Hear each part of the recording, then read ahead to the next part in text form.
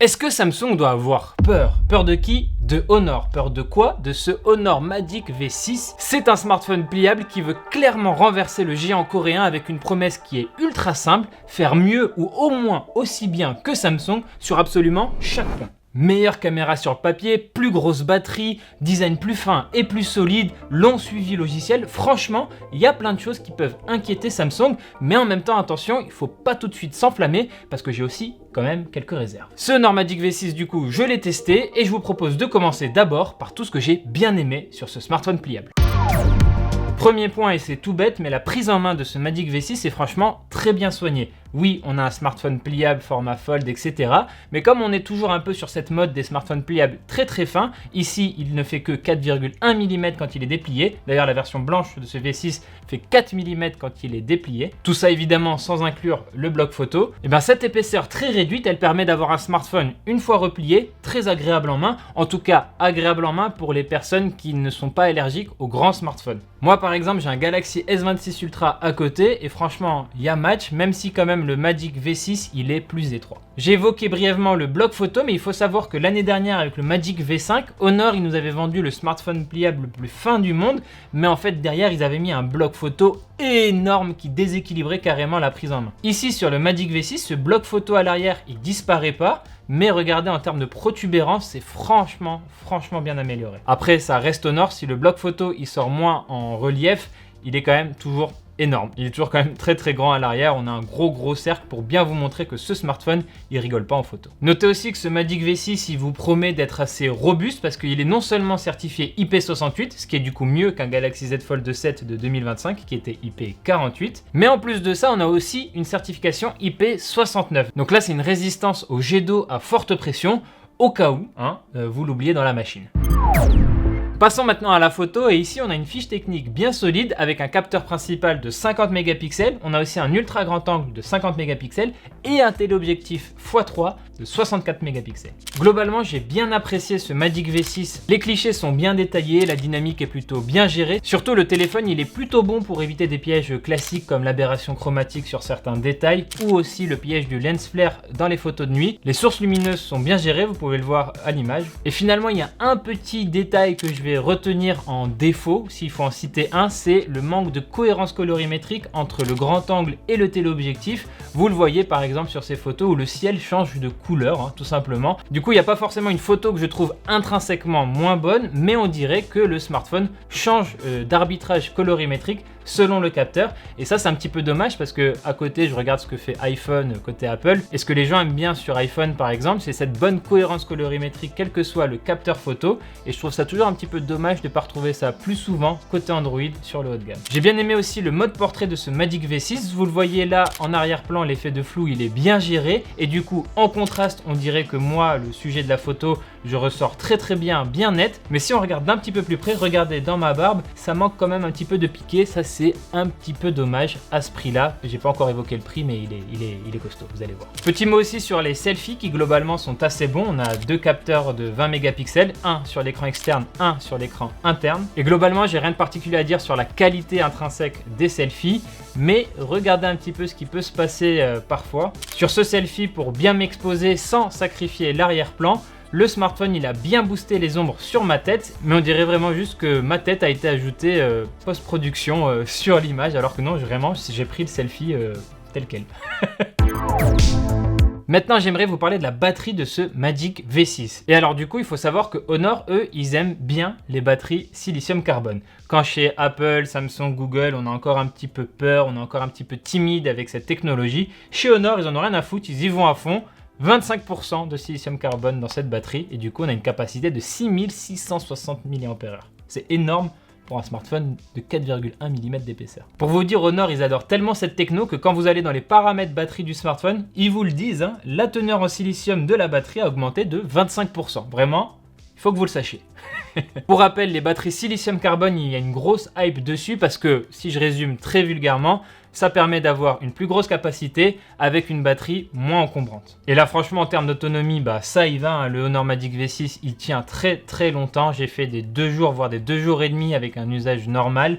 Si je commençais à lancer des jeux 3D ou quand je faisais mes sessions de benchmark, ça réduisait forcément un peu plus rapidement. Mais quand j'étais juste sur des messages, de la prise de photos ou de vidéos, écouter de la musique, regarder des vidéos YouTube, etc., surfer sur le web, tout ça, franchement, 2 jours faciles. À côté de ça, on a de la charge rapide sans fil à 66 watts et filaire à 80 watts, mais je vais revenir un petit peu plus tard dessus, j'ai 2-3 trucs à dire. En attendant, côté performance, qu'est-ce que ça donne?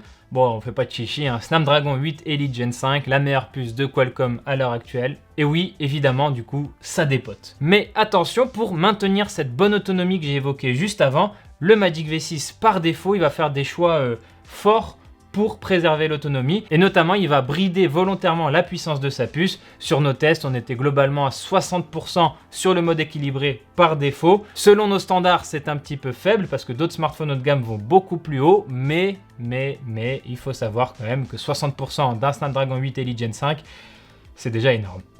Et pas de panique, si vous voulez la grosse puissance, les pleines performances, il y a un mode performance dans les options batterie de ce Magic V6. Mais attention, ça peut chauffer beaucoup plus vite. J'ai pendant mon test mesuré un pic à 46 degrés Celsius juste en dessous du bloc photo.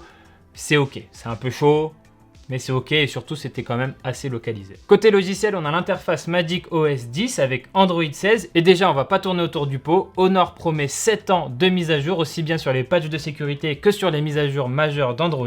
Du coup là on est vraiment au niveau de ce que propose Google ou Samsung. C'est du très bon. Au-delà de ça, Honor propose aussi évidemment des fonctionnalités IA. Ils sont pas à la traîne de ce côté-là. Ils ont Gemini et puis quelques petites fonctions maison. Vous avez même dans les paramètres une rubrique qui s'appelle Honor AI et qui vous permet de passer en revue toutes ces fonctions IA. Donc la rédaction, la traduction, la transcription, les mémos, etc., etc. Tout le classique y est. Pas de souci là-dessus. Et petit détail qui m'a fait un petit peu rire, Honor, ils aiment bien regarder du côté d'Apple et du coup, ils ont vu que Apple sur iOS, il faisait du liquid glass. Ici, du coup, on nous propose un mode transparence qui en est très inspiré pour modifier l'écran d'accueil, le volet des paramètres rapides, l'écran de verrouillage, etc., etc.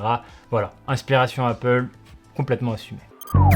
Donc voilà, ça c'est ce que j'ai préféré sur ce Magic V6 et qui font de ce smartphone pliable une vraie menace pour Samsung qui est quand même la marque qui nous vient en premier en tête quand on pense à ce marché des smartphones pliables. Par contre, il y a aussi 2-3 petites choses quand même qui m'ont interpellé ou chiffonné et que je voulais quand même aborder dans cette vidéo. Déjà en fait, il y a le design. Moi personnellement, au tout début quand j'ai déballé le smartphone, il m'a un peu repoussé parce que je suis vraiment pas fan de ce coloris rouge avec une sorte de faux velours dessus. C'est très bizarre au toucher, mais je vous rassure, si ça c'est trop clinquant, trop bling bling pour vous, les autres coloris proposés par la marque sont quand même plus classiques, plus sages. Mais c'était juste pour rappeler qu'avec Honor, il y a toujours un petit côté clivant dans leur design, mais au moins, quand on voit un smartphone Honor, on sait qu'on a affaire à un smartphone Honor. Donc ça, au moins, c'est à leur crédit. Mon deuxième point, il va concerner l'écran. Alors je vous rassure, les 2 écrans de ce Magic V6 sont vraiment excellents, bien calibrés, bonne palette des couleurs, mode 120 Hz adaptatif, etc., etc. Vous en faites pas là-dessus. Ce dont je voulais vous parler là, c'est plutôt de la luminosité. Alors aucun problème sur l'écran externe, avec lui j'ai vraiment pu atteindre de très belles mesures très facilement, vraiment pas de souci là-dessus. Par contre pour l'écran interne, ça a été une autre paire de manches, ça a été vraiment beaucoup plus difficile. Mais pour comprendre ce que je vais dire, je dois vous expliquer un petit détail sur les écrans OLED comme on a ici sur le Magic V6. Pour atteindre la luminosité maximale, il suffit pas juste de régler la jauge à fond, il faut mettre le mode de luminosité automatique et balancer de la lumière directement dans le capteur de luminosité. Et c'est comme ça qu'on peut espérer atteindre les sommets en termes de luminosité. Et là, malgré toute la lumière que j'ai pu balancer, j'ai même utilisé un spot lumineux d'un studio professionnel, donc c'est vous dire comment ça balance. Et ben malgré tout ça, le téléphone refusait de monter à plus de 1200 nits en HDR, ce qui est vraiment très mauvais pour un smartphone haut de gamme. Attention, cependant, je pense vraiment que cet écran interne, il est capable d'aller beaucoup plus haut, mais que c'est vraiment sa détection de la luminosité ambiante qui est pas incroyable, ou c'est peut-être des optimisations batterie que je n'ai pas réussi à lever qui font que le téléphone il refuse de monter plus haut en termes de luminosité. Juste pour vous donner un petit peu de contexte, dans sa fiche technique officielle, Honor ils promettent 5000 nits en localisé, donc je dirais que sur l'écran global en HDR, on devrait pouvoir atteindre les 3000 nits, ce qui serait vraiment une bonne mesure.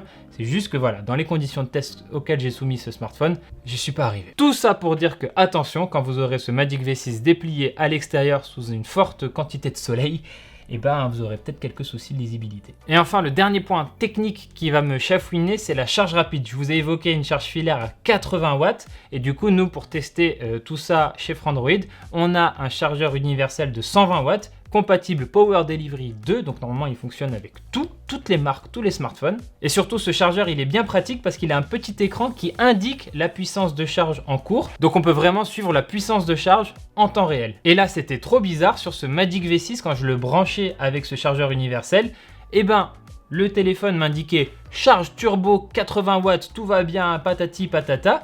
Mais le chargeur, lui, il m'indiquait seulement 10 watts, maximum 15 watts, et encore, ça n'a pas duré longtemps. Alors que j'étais à un niveau de batterie aux alentours de 15-20%, et à 15-20% de batterie, normalement, le chargeur, il peut envoyer quand même au moins du 60 watts, par exemple. Donc là, il y a un truc qui va pas forcément très bien, et en plus, la vitesse de charge était vraiment cadavériquement lente, hein, vraiment... J'ai attendu super longtemps. Donc on a contacté la marque pour lui parler de ce problème et elle nous a livré du coup un chargeur Honor 100 watts officiel. Mais par contre, je l'ai reçu vraiment juste avant ce tournage. Donc j'ai pas encore pu le tester au moment où je vous parle, mais je vous affiche ici le temps que ça m'a mis pour passer de 20 à 100% avec ce bon chargeur. Donc voilà pour ce que j'avais à dire sur ce Magic V6. Alors oui, il y a quelques petits points d'accrochage ou de bizarreries que j'ai évoqués, mais malgré ça, on a quand même un smartphone pliable qui est vraiment très très solide et surtout qui a un vrai concurrent pour les Galaxy Z Fold de Samsung. Donc je demandais en début de vidéo si Samsung doit avoir peur de Honor. Et bien pour moi, oui, mais c'est une bonne chose pour la concurrence. Ça nous permet d'avoir un Samsung qui ne se repose pas sur ses lauriers, même si c'est un peu le pionnier de ce marché et tout, non. Lui aussi, il doit continuer d'innover. Et donc, juste pour ça, Honor est important pour le marché des smartphones pliables. Parce que c'est sans doute l'une des plus sérieuses alternatives à Samsung si on veut un smartphone pliable Android. Mais bon, j'ai pas tout à fait fini parce qu'il y a une chose que je n'ai pas abordée, le prix. Et là, accrochez-vous bien parce que le prix officiel de ce Magic V6, c'est 2299 €. Donc 2300 €.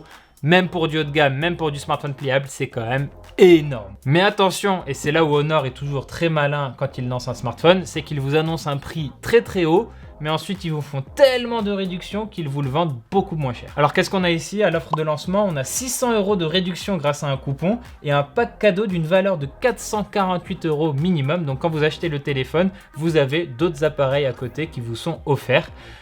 C'est pas dégueu. Donc cette question du prix, elle est un petit peu difficile à juger puisqu'on a un smartphone qui intrinsèquement coûte extrêmement cher. 2300 €, c'est vraiment lunaire. Mais voilà, il y a tout un tas de mécanismes commerciaux qui se mettent en place pour vous permettre de l'avoir pour beaucoup moins cher.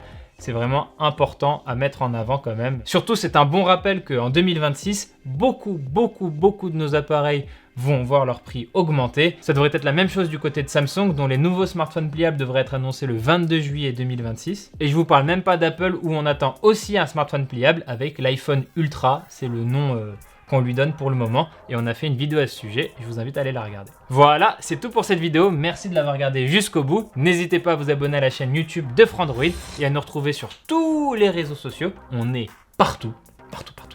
Quant à moi, je vous dis à bientôt dans une prochaine vidéo sur Frandroid, évidemment. Ciao.